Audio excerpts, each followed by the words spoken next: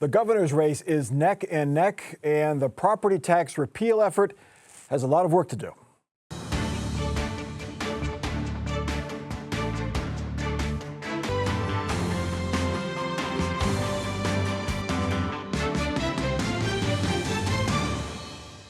Welcome to Columbus on the Record. I'm Mike Thompson. Word on the street and indications from publicly known internal polls was that the race for Ohio governor is close. A new independent poll out this week confirms that. A poll done by Bowling Green State University shows Republican Vivek Ramaswamy and Democrat Amy Acton basically tied. Ramaswamy has 48% support, Acton 47%. That 1-point margin is well within the poll's 3% margin of error. Lou Gentile, I look back. 8 years ago at this time, polls had Democrat Richard Cordray leading Mike DeWine. Do you believe these numbers, and will it matter? I think certainly there's a lot of momentum on the side of the Democrats. I think we see that here in Ohio with the enthusiasm. We see it all across the country. What's telling to me, though, in this recent poll that came out, it's a neck-and-neck dead heat. This is a Republican-leaning state, obviously, but that the Ramaswamy campaign has spent $10 million plus in advertisements in the last 6 weeks, perhaps, and it hasn't really moved the needle. So, you know, in politics, I think likability is a huge factor. And I'm just not sure that the people in Ohio are really buying what Vivek is trying to sell them. Couple that with the things going on nationally. The president is underwater, particularly on inflation, cost of living, and just about every other metric. So it's creating a great environment, I think, for the Democrats. The polls are showing that. And she, minus the $25 million of his own money that Vivek's put in, she's outraising him. So right, we're going to be competitive, I think, in the fall. And I'm encouraged by these polls. We'll get to that. Bob, the organizers, the authors of this poll, they built in an 11% weighted margin to support, like, Republicans. It leans towards Republicans by 11%. They did a remake of the 2024. Yeah, so basically 11 points what Trump's margin was. Yeah. So given that, is that worrisome to Republicans that Vivek is basically tied or 1-point lead? No, because you have two people. This is the first time since 1928 that we've had two people run for governor that had never held public office. Yeah. So they're both not well known, period. And when you have just party labels and you don't know a whole lot about either one of them, I mean, there's some awareness. I mean, it's not like they're total unknowns. She was director of health during COVID. Mm-hmm. He ran for president and is a billionaire. Mm-hmm. So, yeah, there's some surface knowledge. But normal people, they don't have a lot of information about both of these. So it shakes out, you know, pretty even. Jake, the unknown factors are kind of high, but not terribly high for these folks. Unsure. Both people are pretty, the people who participated in this were on one side or the other for the most part. Yeah, I mean, my suspicion with these races is people just aren't paying a whole lot of attention. I think we've all gotten a little tired of the perennial campaign, and I think that you see what appear, if you put your nose too close to the screen, is shifts in voter momentum for a candidate, when really what's happening is voters are just beginning to pay attention and question who two people really are. I think the number that really caught my eye, and we can get into the $25 million Vivek Ramaswamy loaned himself. Yeah. Can we want to just get into that? Yeah, we'll get to that in a second. We'll look at the numbers a little bit more, and then we'll get to the finances. Lou, Donald Trump's approval rating in Ohio is 46%, which is below 50, but not as bad as it is nationally. So he still is holding on to his support here in Ohio for the most part. If you look at where he's at with independents, though, he's very unpopular. And the signature issue that the Republicans, Donald Trump all the way down, campaigned on was that they were going to be able to get rid of inflation, that they were going to bring the high costs down. And I think that people in this state are still struggling with high costs, whether it be at the grocery store, at the gas pump, which the president has had a big hand in doing, or their electric bills. So I think that's going to, carry a major load here in the fall. And, the momentum is on the side of the Democrats. I think will be super competitive. And just looking at, in terms of Vivek, where he stands with independents in particular, again, 50% unfavorability.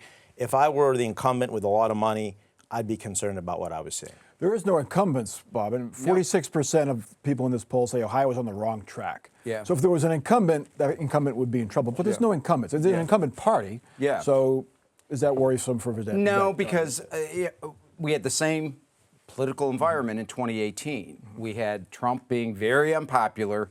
We had people not being happy about the way the state was being run. And Mike DeWine won against a good, probably the best Democrat candidate that Democrats have had in the last 20 years. Beat him, by about 4 or 5 points. So I don't think that's going to be much of an issue. This is a red state. It's a really red state.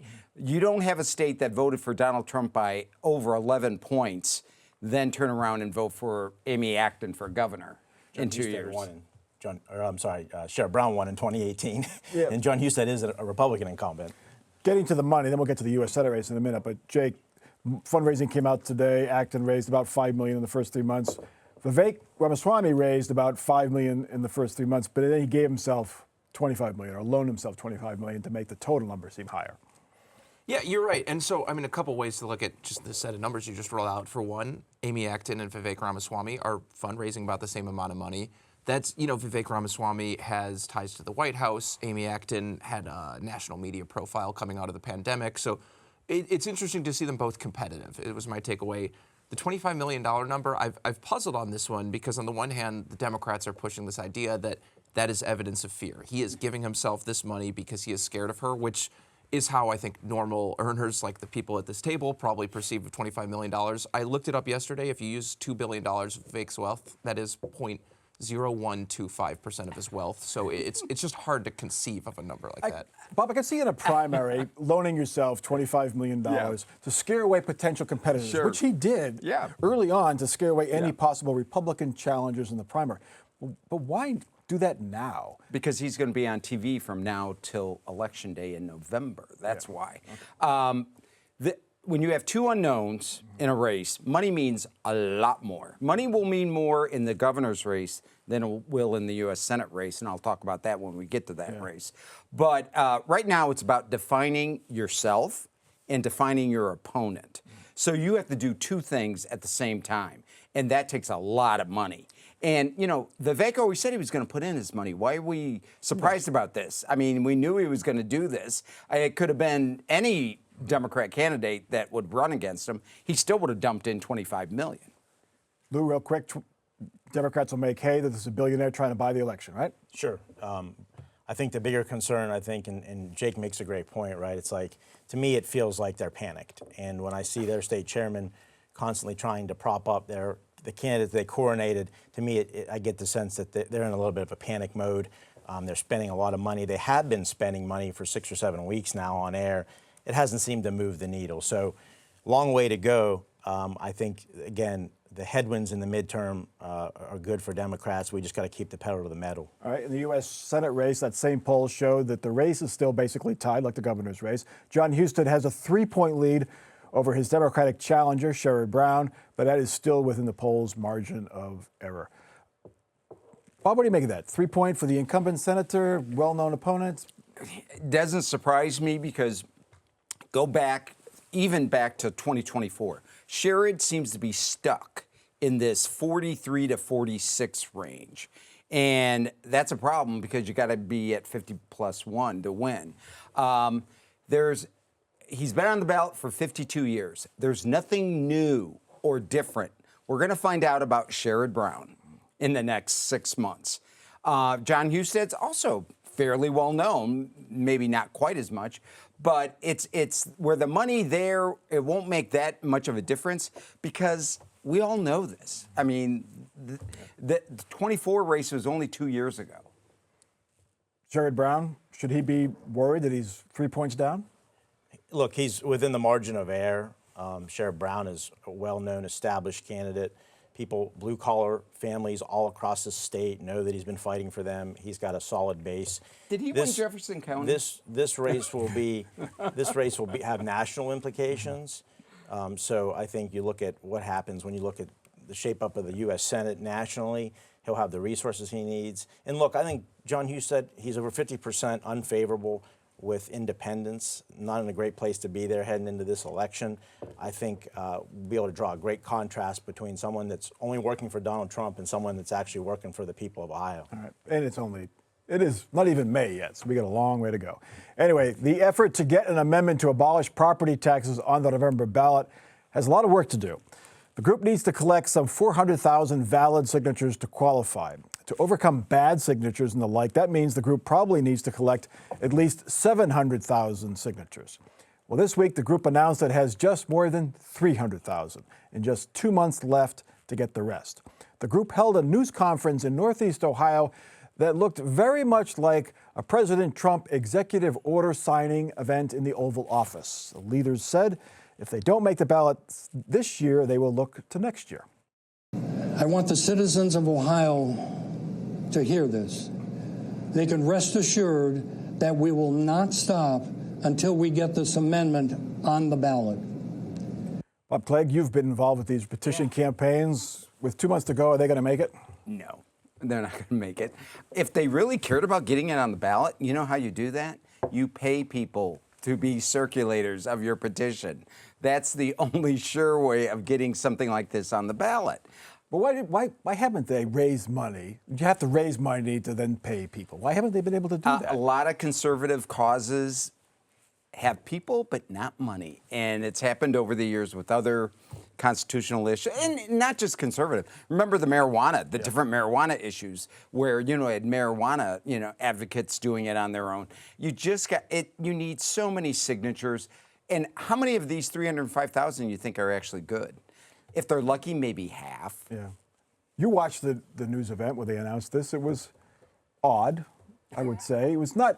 It wasn't slick. It was sort of, people. I won't say amateur, but it wasn't slick. It was amateur. I mean, and that sounds like a bad thing, but the Olympic sports for a time in this country were amateur. Yes. 40% of the people at that press conference were wearing sunglasses when it began. Brian Massey took them off. I've never seen that in 10 years in journalism. But that said, 305,000 signatures is no joke. I mean, I couldn't get 305,000 people to agree on the day of the week these days. And so if Bob took the bear case or the bull case, he took the bear case. Let me take the bull case here. For one, they can wait a year. There's nothing that says they must go this year, that you risk voters moving, voters dying in the time. But for two, they knew that they're announcing a number that's short. They have just attracted statewide attention. One thing is they said they cleared the geographic requirements in the Constitution, so they don't need to focus on Adams County, Holmes County, et cetera. They can go to the population centers. Now, to temper that idea a little bit, the first 300,000 signatures you get probably easier than the second 300,000 signatures you get. So I don't want to undersell it, but... So, look, if we paid too much attention to this effort, because it's scared a lot of people. Vivek Ramaswamy at first said they were going to abolish property taxes, then he scaled that back a bit. Yeah. There's a coalition that's formed, worried about this group, but they're not going to make this ballot.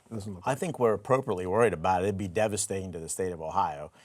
What was encouraging, and you referenced there's a coalition now, a pretty broad-based coalition coming together, business, labor. What you referenced is something I suspected all along, which is that once Ohio voters, and this came out in the Bowling Green poll, once they understand what would happen if this were to pass, that people would lose services at the local level. They polled those services. They were hugely popular, police, fire, and safety. So I think once people understand the consequences here, this issue looks a lot differently. To Jake's point, though, what they could by July have 500,000 signatures because we have the election coming up, and that's kind of like shooting fish in a barrel. You get your people out there. Well, that's the key here for them. If they want to try to make this, July 1 or whatever, if they're smart, and if I was advising them, which I'm not, they would have individuals at every polling place that had a school levy ballot on the ballot and this May primary. That's the easy way to get signatures. I mean, you just need bodies to do it. But it shows that there is to Jake's point, a certain level of support for, if not abolishing property taxes, severely cutting them. So if this doesn't succeed, like the casino issues and like the marijuana issues, something's going to get on the ballot sometime. Well, right? at some time, if the Republicans were smart, they would get this on the ballot because this is going to gin our turnout like crazy. And maybe it gets down to that where the party jumps in at some point and decides, this would be a great get out the vote effort if we could get this on the ballot. Not a total abolishment, though, right? Would they go that far? I don't know. I mean, the problem you have with this whole issue, and we've seen it with the legislature this year, they go around the edges. And you know what? It doesn't reduce the anger. You got to talk about like cutting him in half. You got to do something like that, and even cutting him in half would be devastating for a lot of elements of local government and schools. Okay. Well, let's get to our next topic. State law goes a long way in determining how and where power is harvested from below the ground and above the ground in Ohio. By law, local communities cannot prohibit fracking wells in operations. The Ohio Supreme Court upheld that law in 2015. But Ohio law specifically says local communities can ban or restrict solar and wind farms. Now, Ohio lawmakers propose a measure to keep local governments from blocking nuclear power plants from their communities. Supporters say Ohio needs the energy and there should be one standard for siting nuclear plants around the state. Local communities likely will beg to differ. Jake Zuckerman, what's motivating this? Yeah, I think there's always a push-pull here. And for one, on the one hand, we have this huge demand for new energy on the grid. AI, crypto are predominantly driving it. But on the flip side, nobody wants this stuff in their backyard inherently, and Ohio law is decidedly schizophrenic on when states is supreme, when are local supreme. You just said yourself, we're both talking about two different forms of energy supply with two totally different sets of rules and local control. So I'm interested to see where this one lands. I think Jerry Serino, a powerful state senator, was saying something to the effect of, well, we've claimed authority in this field in plenty of other places, and not just in the energy world, but pet mills, guns, plastic bag bans, all kinds of spaces. So I think we should look for the state to make a grab here of authority. So if we need one standard for nuclear power plants and for fracking operations, why can't we have one standard for wind farms and solar farms, Bob? Because you haven't got enough legislators that want to do that yet, politics, okay? yeah. And especially legislators that have rural areas where, it's, that is a big issue. I mean, I go through rural Ohio and I see these signs. Even in just northern Delaware County, they don't want to have this stuff in their backyard. The solar farms. Yes. Any and windmills. Any nuke plant signs yet? Not yet, but they're probably coming. You hear it about people don't want fracking wells or silos in their backyard. They just get them because the state claims authority to say, we don't care if you don't want it, we're going to put it here. Nobody wants anything in their backyard. That's the problem. No matter what energy source, no matter what wells or anything, they don't want it. Yeah, we've done energy, and making electricity is a messy sport. And nobody wants it in their backyard. But if we're going to solve this problem, Lou, don't you have to sort of force it on communities or give them incentives maybe to want a plant that they don't want in their backyard? Well, I think Ohio sort of abandoned the all of the above strategy because they've really stifled wind and solar power to our detriment, I think, to new jobs, to construction, to low energy costs. But it is a bit hypocritical, right, where you've actually allowed the local governments to sort of ban this solar and wind, but you want to take state control where it suits your needs. So it is a bit of a hypocritical approach. But my bigger question is, we just passed some major energy reforms. A lot of natural gas plants are sort of co-locating with some of these data centers and other facilities. So it's kind of the question of me, it's like, who's pushing for nuclear? And the whole House Bill 6 taint, I think, is like a separate conversation that sort of maybe deter people from wanting to get back into that. So we'll see how that unfolds. I certainly think from a political standpoint, the Democrats might be rooting for this debate to kind of come back up so they can talk about the scandal in House Bill 6 during an election year. Probably not something the Republicans want to bring on. Is home rule dead? It's in the Constitution, Bob, but is home rule, because I don't think the courts are getting involved in this. I mean, No. if you can ban plastic, if you can ban communities from banning plastic bags, what's the use of having a home rule provision in the Constitution? I guess to decide where they want to put their stoplights. And I mean, seriously, we're down to that level where it's going to be it has to be very, very local and something that would not affect the state at all. Where does this go, Jake? There is some talk that Republicans don't want to deal with this, to Lou's point. Well, I think Ohio has reliably going in the direction of preemption where the state claims authority on any given issue, so that's probably the safe bet here. But I think there's an interesting age split with nuclear where the younger people, even on both sides of the aisle, are increasingly open to nuclear. The older people who remember 3 Mile Island and Chernobyl see nuclear as this big environmental threat, which is ironic because the younger crowd sees it as the environmental solution. That's Europe. There's a lot more nuclear plants in Europe than here. I mean, here it takes decades to get one approved and built. Because of what Jake just said. I mean, it's such this remembering back to the 70s and 80s, and protests. we're nowhere near that anymore with technology and all that. And I think it's more of an educational issue. Gas-powered plants are coming online at a real rapid pace in Ohio and have been too. So it becomes an issue of cost and can you co-locate these things? It's a lot of questions that energy is going to be a real issue here in the state and across the country For years to come. Yeah, maybe nuke is zero emissions. I mean, it's radioactive waste and all those problems, but and meltdowns and stuff like that. Oh well. Anyway, 6 weeks after the sudden resignation of its president, OSU has released its investigation into Ted Carter. The 47-page report found Carter misused his position as president to help a close personal associate, Chrysanthi Velachos. The report said Carter arranged university trips to travel with Velachos. It said he lobbied senior university officials and local business leaders to help her develop an unproven app for veterans. The report alleges Carter planned to seek help from university donors to invest in Velachos' venture. In the end, the report said other than staff time and attention, no university assets benefited Velachos. She did pay to produce a podcast here at WOSU's studios.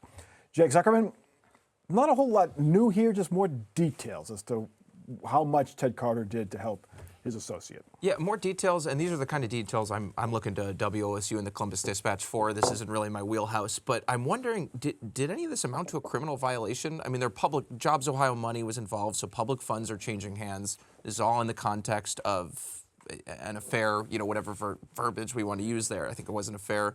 So are these criminal violations or are these just ethical violations? That was the question I had, Bob. The report says that he may have violated ethics rules, but other than the money that she paid us, which she paid to use our studios, no money changed hands. This was just him lobbying his staff, putting a little pressure on him, perhaps. I mean, what do you make of this? Well, I've read other individuals who have gone through this in a lot more detail than I have. And they've come to the same conclusion that they don't think there's going to be any kind of criminal charges that can be, lodged against him. This was all based on, I thought I was reading something from TMZ when I'm going through this, because it's like, what is this?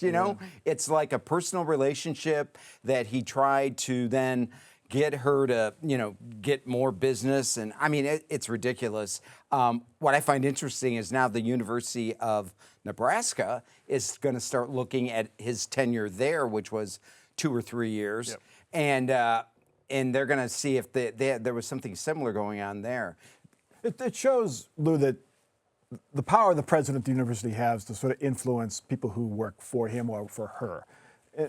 That's where it kind of gets, you can't say no to your boss, basically. It's what it amounted to. Yeah, I mean, look, I held public office. I mean, we had ethics trainings. We understood the boundaries, what we could and couldn't do. We adhered to them. I wish the White House would adhere to some kind of ethical boundaries, but they're enriching themselves. And in this case, I think the worst part of it is that the students should have been at the center of this. That, what makes the institution great are the students, the faculty, the staff, all the people that are involved in making that institution run. And so, to me, that's where people really feel betrayed in a way from that. Is there anything the university, they made recommendations. The recommendations were kind of basic, more ethics training, keep an eye on the travel expenses. Is there anything the university can do to prevent this from happening again? I mean, it's about people, it's about their character, it's about, what they think they can and cannot get away with. And I don't know how you can teach that away. I mean, I think it's just, human nature. Yeah, I'd put some prima facie advice out there of a podcast is probably not worth $15,000 to produce. Per episode. Oh, if you want me on for $15,000, get a hold of my people. Yeah. We're going to start charging $15,000 an episode for this one. Anybody wants to sponsor us for $15,000, WOSU.org. Anyway, it's time now for our final off-the-record parting shots. Lou Gentile, you're up first. Well, I've been saying every episode that I think we'll continue to see more people from the Trump administration depart on bad terms. It was Pam Bondi, maybe it's Kash Patel, maybe it's others, but I continue to think we'll see more and more of that. And also anticipate as we get closer to the midterm that more Republican senators will start to defect from the president. Bob. I'm tired about talking about 2026 elections. I want to talk about 2027. And we got a preview this week with Mayor Ginther and Council President Shannon Hardin on the whole issue of women's soccer here in Columbus. And I think it's a preview of what's going to be going on next year. And I think a big issue is going to be taxpayer dollars going to billionaires. Interesting. Jake. For my friends in the news business, the AP has spoken. Healthcare is now acceptable as a single word. We don't have to put that stupid space in the middle of it. So hallelujah. Well, there you go. Well, this week the NFL draft was held in Pittsburgh, and normally when you cancel school in Ohio, anyway, you call them calamity days.